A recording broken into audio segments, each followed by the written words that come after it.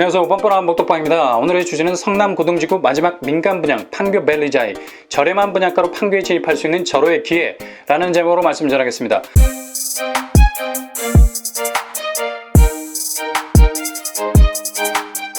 판교는 2003년 2기 신도시로 지정이 돼서 본격적인 개발이 시작됐죠. 거의 20년 가까운 세월이 흐르면서 많은 변화를 겪어왔습니다. 무엇보다도 1기 신도시였던 분당 옆 동네라고 해도 과언이 아닐 만큼 가까운 위치에 있으면서 더욱 입지적인 가치를 끌어올렸죠. 특히 수도권 신도시 조성은 얼마나 서울과의 거리가 가까운가가 관건인데 판교 같은 경우 여타 1기 신도시들보다 강남이 가까워서 더욱 주목을 받으면서 성장해왔습니다. 최근에는 포스트 강남이라고 불리는 곳이 있는데 그곳이 바로 위례 신도시, 과천시 정타, 하남 가밀지구, 마지막으로 판교 고등지구라고 할 수 있겠습니다. 그만큼 서울의 중심과 발빠른 소통을 이어갈 수 있는 입지적인 우수성을 가지고 있기 때문이죠.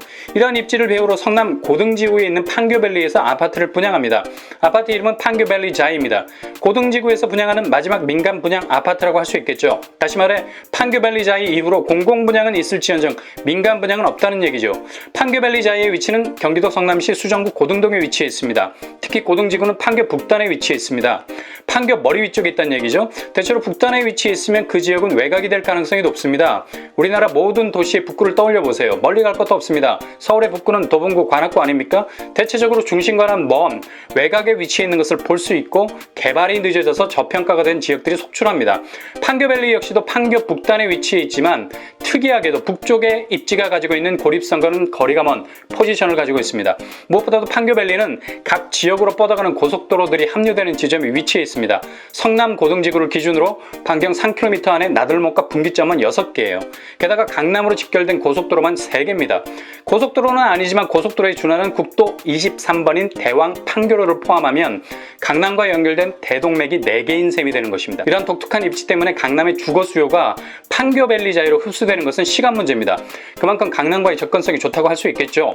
특히 판교는 판교 테크노밸리를 통해서 많은 일자리들이 이곳으로 옮겨오게 되어 있습니다. 무엇보다도 직주 근접, 이곳에 직장을 둔 사람들에게 있어서 주거 문제가 제일 절실한 상황입니다. 분당은 1기 신도시라 용적률 상한에 걸려 있어서 재건축을 통한 물량 확보가 어려운 상황입니다. 게다가 판교까지도 대량의 주택 공급이 없었기 때문에 판교 인근에 집을 찾는 대기 수요자들이 급증하게 됐어요.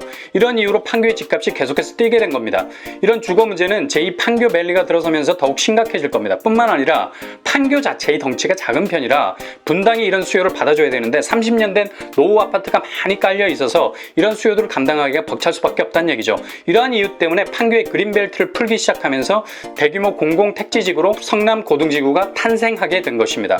이곳의 첫 번째 케이스로 호암베르디움이 2017년에 분양을 하면서 스타트를 끊었습니다. 그리고 그 다음으로 판교밸리가 곧 분양을 준비 중에 있습니다.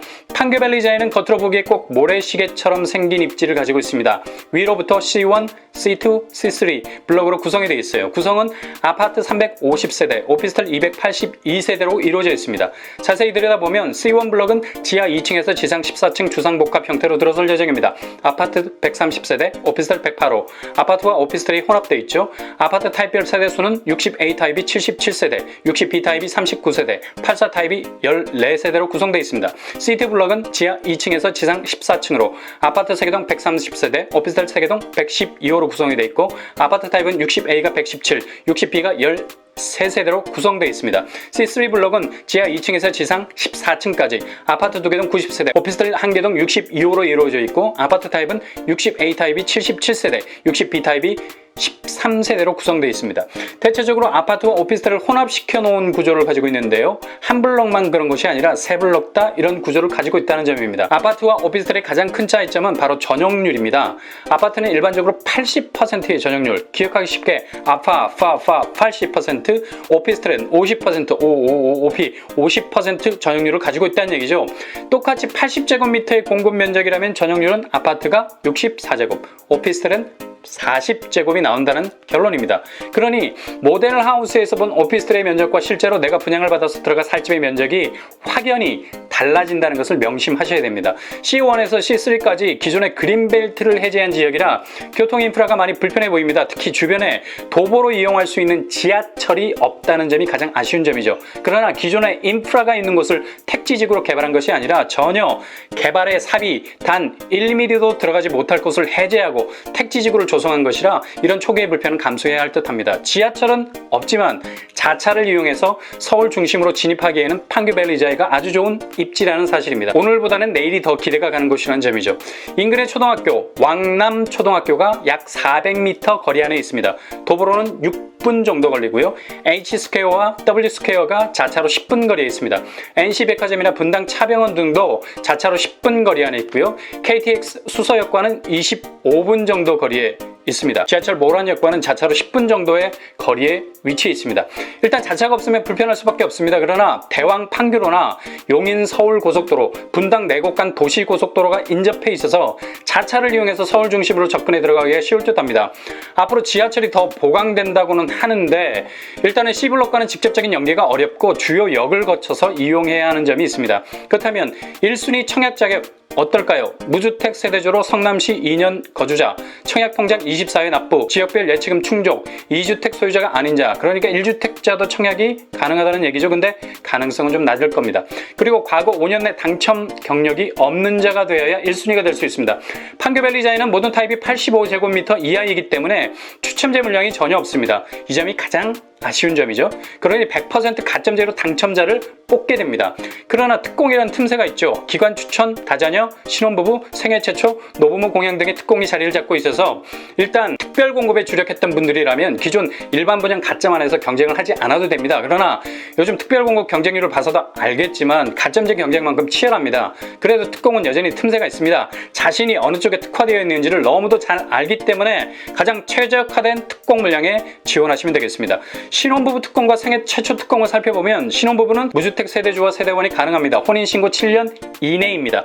결혼한 지 7년이 아니라 주민센터에 혼인신고를 한 지 7년이 넘어서는 안 된다는 얘기죠. 임신 중에 있는 자녀도 자녀수에 포함됩니다. 청약통장 6회 이상 납입하셔야 하고 지역별 예치금 충족 그리고 소득 기준에 들어가야 됩니다. 외벌이 120%, 맞벌이 130%, 단 6억에서 9억 이하의 분양가인 경우에는 외벌이 130%, 맞벌이 140%입니다. 판교밸리자이가 해당되겠네요. 산정 기준에서 유리한 고지를 점하려면 해당 지역 2년 거주하는 것, 자녀 수가 많아야 하는 것, 최후의 동점자가 있을 경우 추첨제입니다. 그래서 자녀가 없거나 1자녀인 경우는 신혼특공이 아닌 생애 최초로 지원하셔야 유리합니다. 생애 최초는 무주택 세대 구성원과 무주택 세대주입니다. 세대원이 세대주로 변경이 가능한데 입주자 모집 공고일 전까지 하시면 됩니다.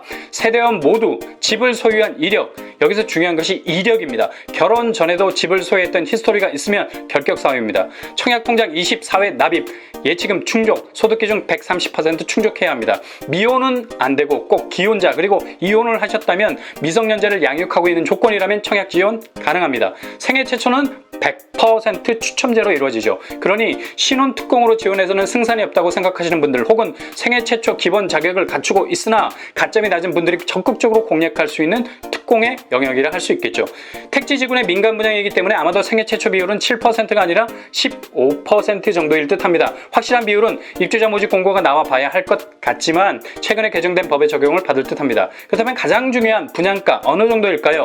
일단은 판교밸리자에는 실거주 의무가 없습니다. 그리고 가장 중요한 분양가 상한제가 적용이 되죠. 그래서 평당 분양가를 2천만 원 정도로 예상해 볼 수가 있습니다. 이렇게 되면 C1 블럭 전용 면적 60제곱미터 5억 1,100만 원, 전용 면적 84제곱미터 6억 8,010만 원 예상되고요. C2 블럭은 전용 면적 60제곱미터 5억 4,010만 원, C3 블럭은 전용 면적 60제곱미터 5억 3,200만 원 선으로 예측해 볼 수 있습니다. 84 기준으로 대략 6억 원 선이라고 할 수 있겠네요. 판교에서 그것도 신축 아파트가 분양가가 6억이라 물론 주변 지하철역이 없고 아직은 인프라 조성이 돼야 할 택지지구이긴 해도 판교라는 입지를 고려한다면 이 정도의 가격을 판교에서 그것도 민간 분양 아파트에서 만나볼 수 있을까라는 생각이 드네요. 기회라는 씨는 앞머리만 있고 뒷머리는 없다고 하죠. 지날 때 머리끄댕이를 잡아야 놓치지 않을 수 있다는 겁니다. 지나고 나면 아무리 잡으려 해도 머리가 없는 뒷머리를 잡아채니 뻔뻔히 놓칠 수밖에 없는 거죠. 저렴한 분양가로 판교에 진입할 수 있는 아주 좋은 기회인 것 같습니다. 그렇다면 주변 시세 어떨까요? 판교밸리 바로 앞에 위치해 있는 고등 호반 서밋 판교밸리가 84 기준으로 12억 5천만 원의 시세를 형성하고 있습니다. 아파트 단지는 주변 시세, 그러니까 인근 아파트 단지가 가까울수록 그 단지의 시세에 직접적인 영향을 받습니다. 더군다나 구축이 아닌 신축 아파트는 시세의 영향을 시간차를 두고 받는 것이 아니라 곧바로 직격으로 받게 되죠. 이렇게 되면 판교밸리자는 아주 좋은 미래 가치를 갖게 되겠네요. 더군다나 호반 서밋이라는 브랜드보단 자이라는 브랜드, 그것도 판교에서 입지를 굳힌다면 앞으로의 전망은 더욱 밝을 수밖에 없다는 겁니다. 그러나 여기에 당첨되기 위해선 일단 가점 경쟁력이 있어야 됩니다. 틈새로 특별 공급이 있습니다. 가점이 낮다고 생각이 되시면 100% 추첨제인 생애 최초로 도전하셔도 되겠습니다. 일단 판교밸리는 당첨과 동시에 주변 시세와 동등해지는 것을 넘어서 그 주변 시세를 선도해 나갈 가능성이 높은 곳입니다. 오늘의 결론입니다.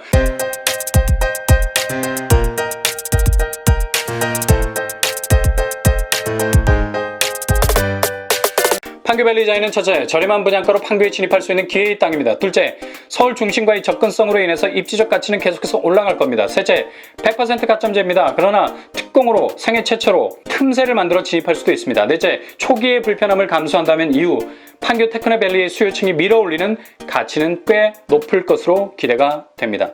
여러분의 도전기가 항상 성공기가 되실 수 있기를 바랍니다. 이상으로 뻔뻔한 복덕방을 마치겠습니다. 구독과 좋아요 부탁드립니다. 감사합니다.